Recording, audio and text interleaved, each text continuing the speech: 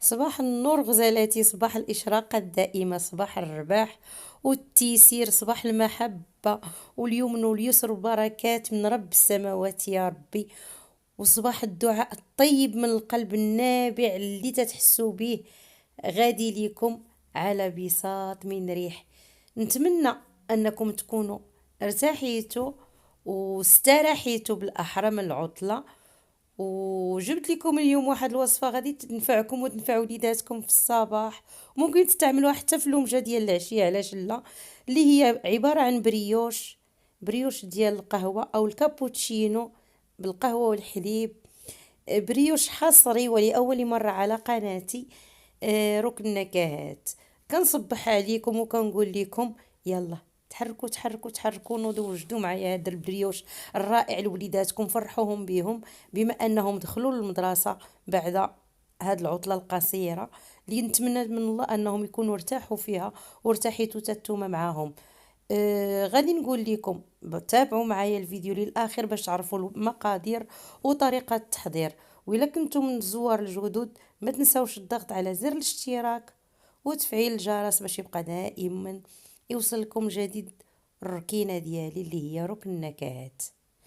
غادي نقول لكم فرجه ممتعه، وما تنساوش ليا التعاليق واللايكات اللي تيفرحوني صراحه وتيرفعوا من المعنويات ديالي باش نبقى دائما نشارك معكم الجديد ونعطي داك شويه اللي تنعرف واللي تعلمته من عند الوالده الله يرحمها، واللي تعلمته من عند خواتاتي الله يخليهم لي والله يبارك لي في عمرهم، ومن عند الصديقات ديال صاحبات القنوات اللي دائما تنعتز بصداقتهم واللي من بينهم شهيوة ناني.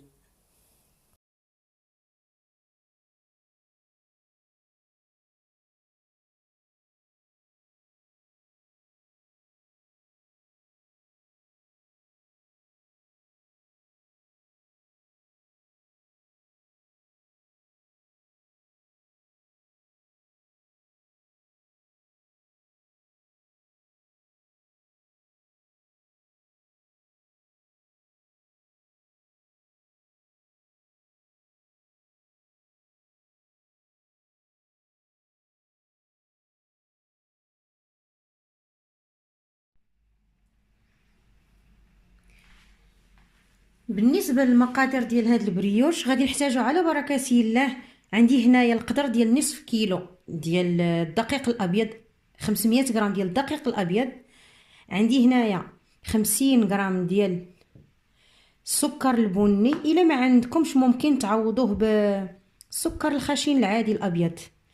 عندي هنايا 8 الغرامات يعني ما يعادل ملعقه كبيره ديال الخميره ديال الخبز الفوريه. عندي رقائق اللوز للتزيين. عندي هنايا 50 غرام ديال الزبده بحراره المطبخ. 200 ملي ديال الحليب الدافئ. دائما انا تنأكد لكم على انه خاص تكون درجه الحراره ديالو اقل من 50، يعني الا كان اكثر من 50 غادي يهبط لكم الخميره. هنا عندي كافيتير ديال العصاره ديال القهوه ديال 3 طاسات، يعني ما يعادل 3 طاسات. في التالي انا غادي نحط لكم بالتدقيق الكميه ديال القهوه المعصره اللي غادي تحتاجوا فيها. عندي ملعقه صغيره ديال الملح غير مملوءه. وعندي هنايا نكهه ديال الكراميل.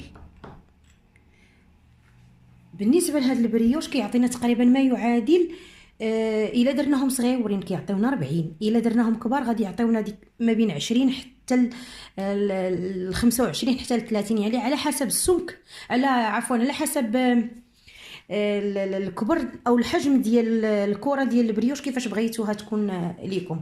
وبالنسبه لهاد البريوش صراحه انا كننصحكم تجربوه، لانه من البريوشات اللي تيتكونسوماو بزاف تيستهلكوا في الصباح بكري، يعني كيفطروا به. حبذا ان دابا الوليدات غادي يدخلوا من العطله يعني تجربوهم ليهم. فبقاو معايا على بركه الله نبداو الطريقه ديال التحضير. اول حاجه غادي نديروها هي الخميره، نذوبوها مع الحليب. بسم الله.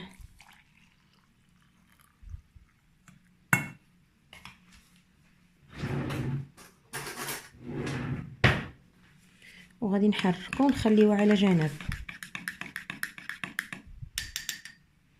وغادي نخلط العناصر اليابسه ونرجع نكمل معكم.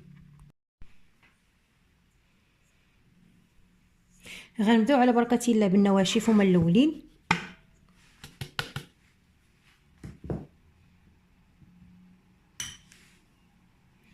درت الفرص، غادي نزيد السكر البني وغادي نحرك حتى تنسجم ليا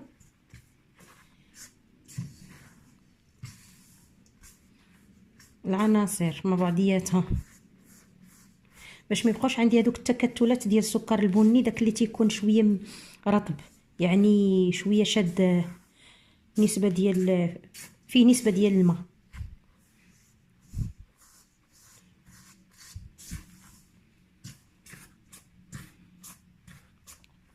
بالنسبه للنكهه اللي غادي نخدم بها هاد البريوش هي القهوه والكراميل. بالنسبه للكراميل الا كانت حاضره كان بها، ما كانش ممكن تعوضوها بالقرفه، اولا ممكن تعوضوها بمعلقه كبيره ديال الكاكاو، يعني تيبقى لكم الاختيار ديال النكهه اللي بغيتو تزيدوا على القهوه. انا فضلت ندير هنايا الكراميل لانه تينسجم مع القهوه بزاف.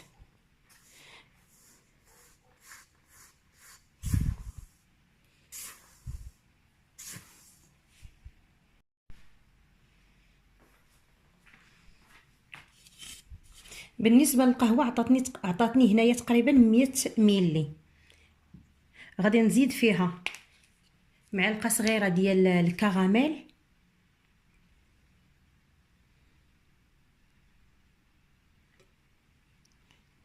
وغادي نحركها.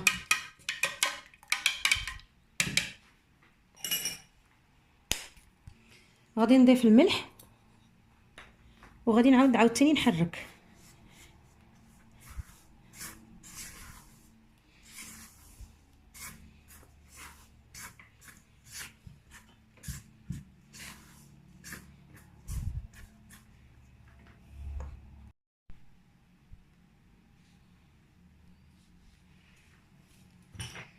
غنخلط بالقهوه هي الاولى، بسم الله.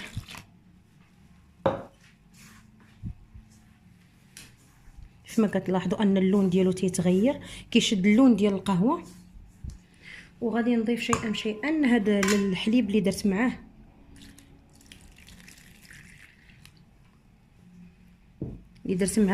الخميره. غادي نخلطهم مزيان وغادي نضربهم في العجانه، نكمل العجينه ديالي في العجانه. بالنسبه للكميه اللي استعملت ديال الحليب كما سبقت وقلت لكم 200 مليلتر ديال الحليب مع 100 مليلتر ديال القهوه معصره.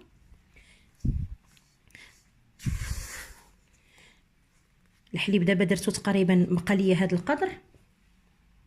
غادي نزيدو الوقت اللي غادي نحرك عليه، الوقت اللي غادي نخدم عليه العجانه.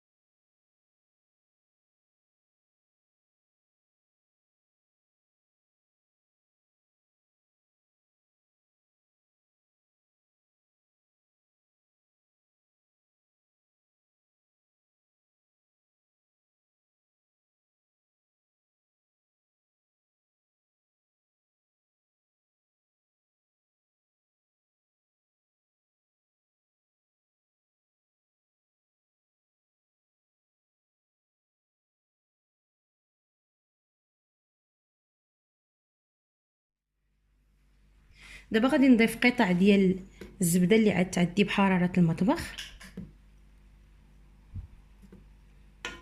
وغادي ندور عليها العجانه.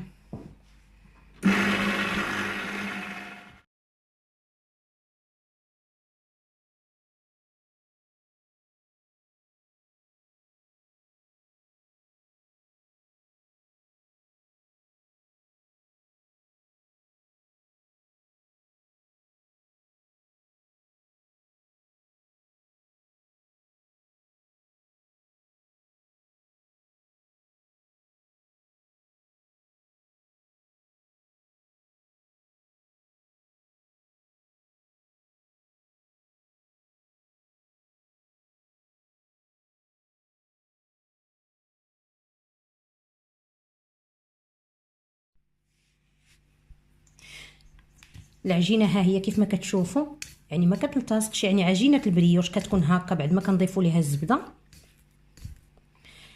غادي نغطي عليها وخليها ترتاح مده، تختمر الاختمار الاول مده ساعه كامله، وغادي نشوف الا طلعت تضاعف الحجم ديالها كان بها، كانت ما طلعتش مزيان غادي نعاود عاوتاني نغطي عليها ونخليها تختمر تيوصل لينا تيتزاد في الكثافه ديالها.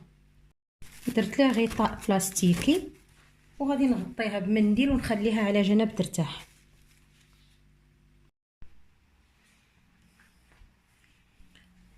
دازت تقريبا ساعه اخواتي، ها هي العجينه ضاعف الحجم ديالها كيف ما كتشوفوا معايا.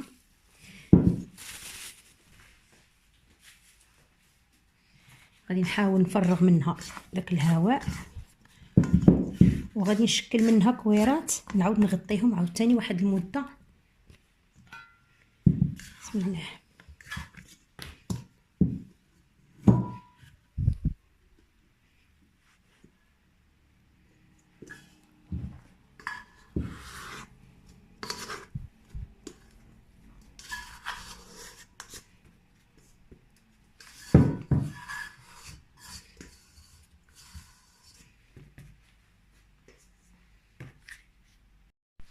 كيف ما كتلاحظوا معايا اخواتي، ها هي دابا العجينه حيدتها من العجانه وغادي نحاول نخرج منها الهواء اللي فيها، واخا غادي تبقى تلتصق لكم في اليدين فماشي بزاف، غير شويه.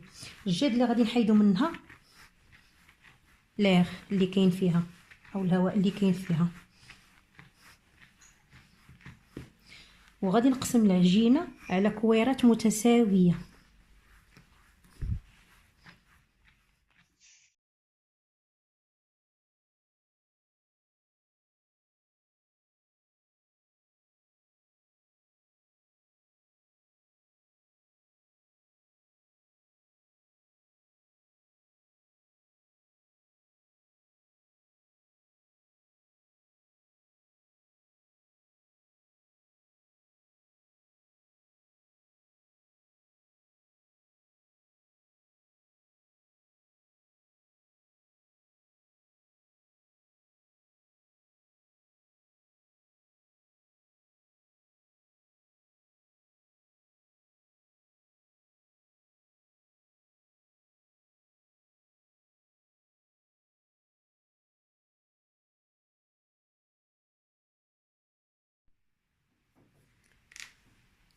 بعد ما قطعتها على هذا الشكل كويرات غادي نحاول نشكل منها كويرات بحجم المشماشه.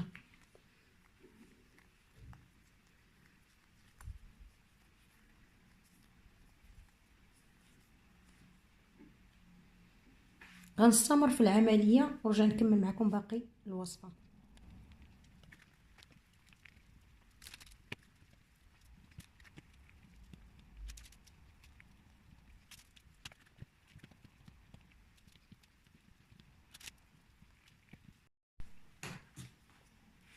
غادي نضربها بالمقص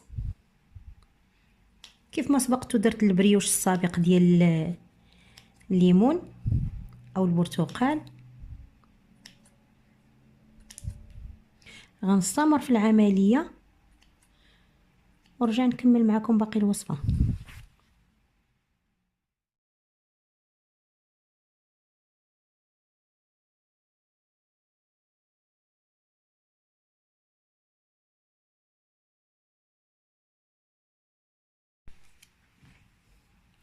كيف ما كتلاحظوا معايا اخواتي غادي ندهنهم بالياغورت، ما ذكرتوش ليكم به باش غادي ندير هاد باش غادي نلصق رقائق اللوز.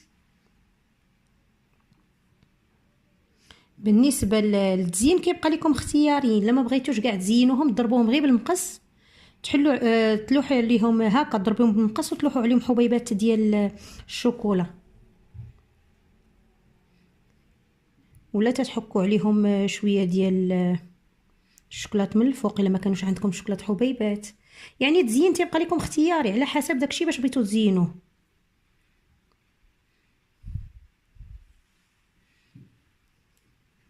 غنستمر في العمليه ونرجع نوريكم الشكل النهائي ديالو كيفاش قبل ما نخليه يكمل الاختمار ديالو.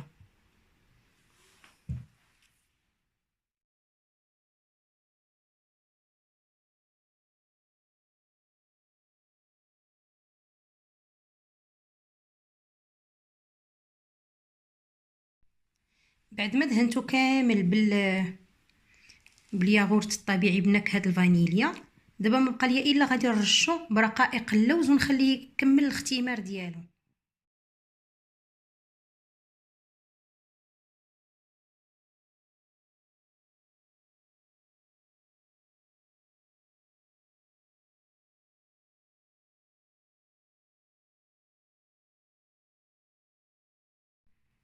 كيف ما كتلاحظوا معايا، ها هو دهنته بالياغورت ورشيته برقائق اللوز. دابا غادي نعاود نغطي عليه ونخليه يكمل الاختمار ديالو. في هذه الاثناء نكون وجدت الفرن على، غادي نحمي الفرن على 250 درجه، وغادي نديرو في الوسط ديال في المستوى الثاني من الفرن.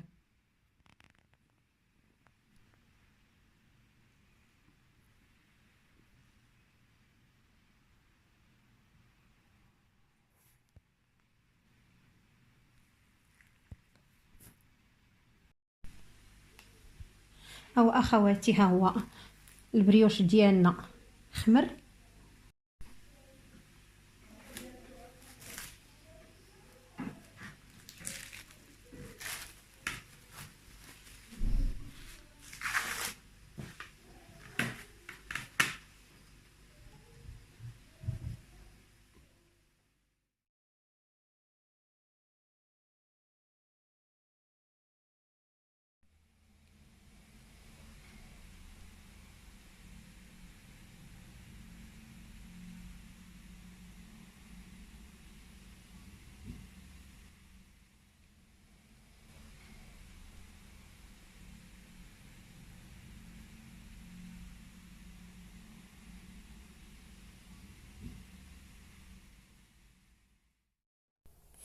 بعد ما خرجته من الفرن وغادي نغربل عليه القليل من السكر كلاصي.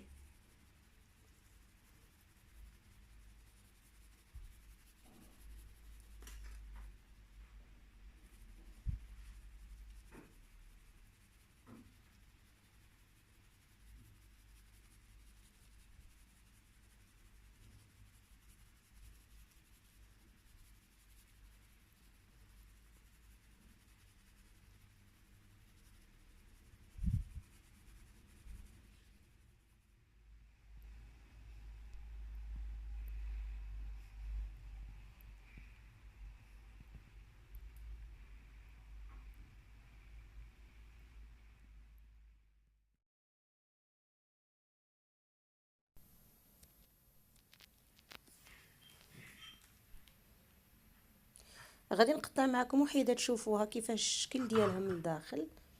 صراحه تيجي لذيذ وتيجي القوام اسفنجي، ورائحه الكراميل والقهوه تتعطي منه. يعني كميه لا باس بها تنفعكم في مثلا اسبوع. بالنسبه لوليداتكم يكفي انكم تحتفظوا به في اناء بلاستيكي باش يدوم، باش تبقى لكم ديك الطراوه ديالو. ما بقى لي الا نقول لكم دمتم في رعايه المولى، والى نكهه قادمه من ركن النكهات.